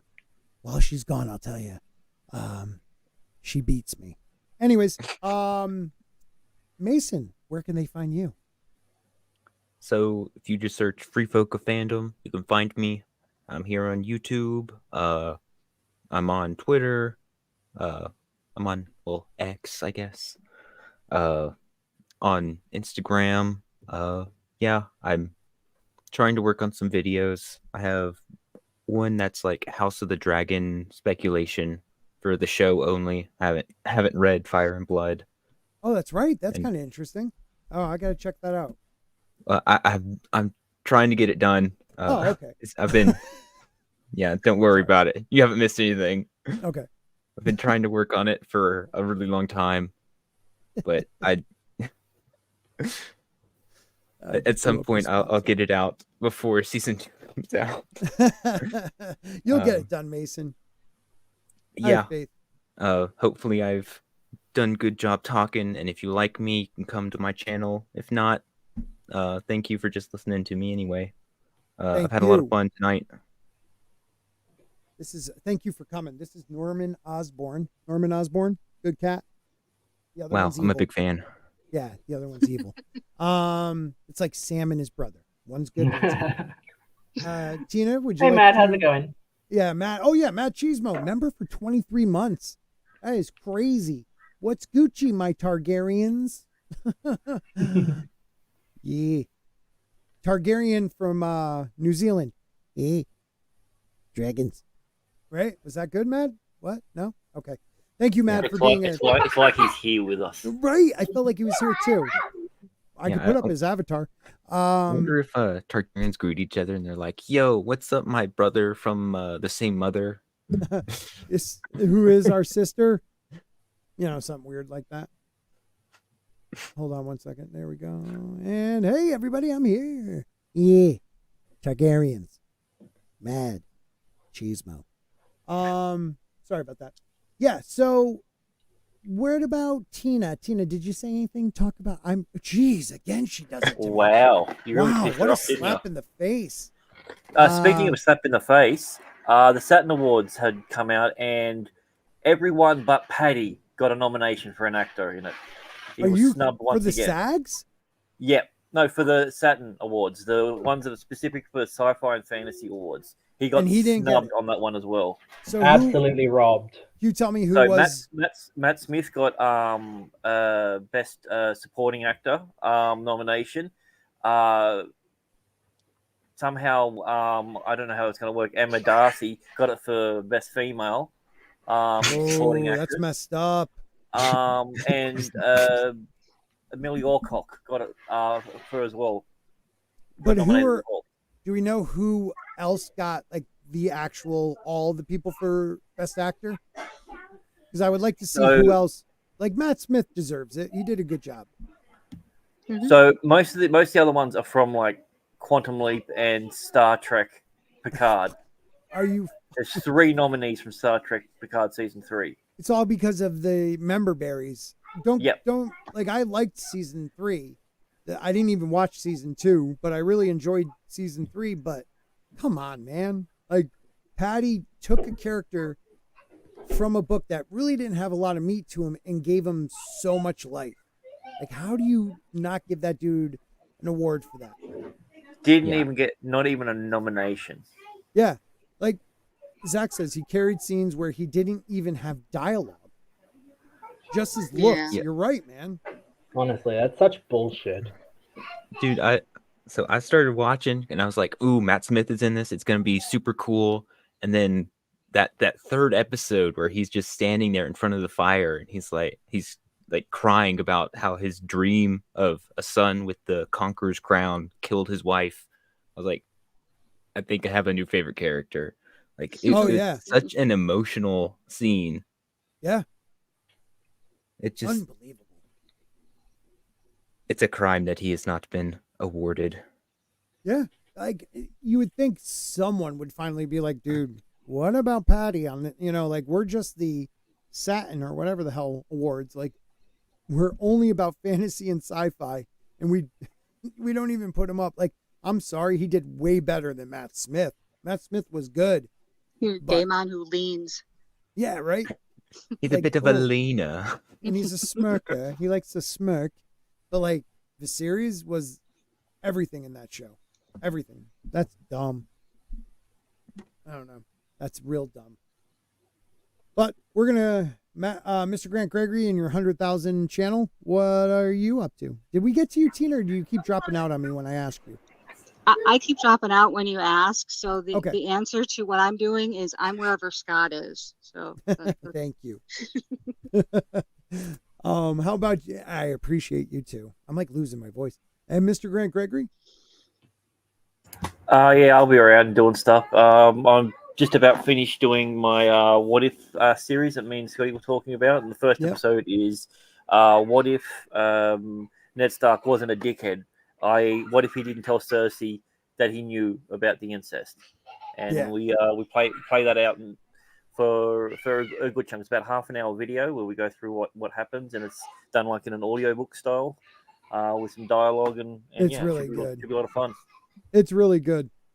Really good. Like just watch that video when it comes out, everybody, because it's really good. I got to hear a bit of it, and it's awesome.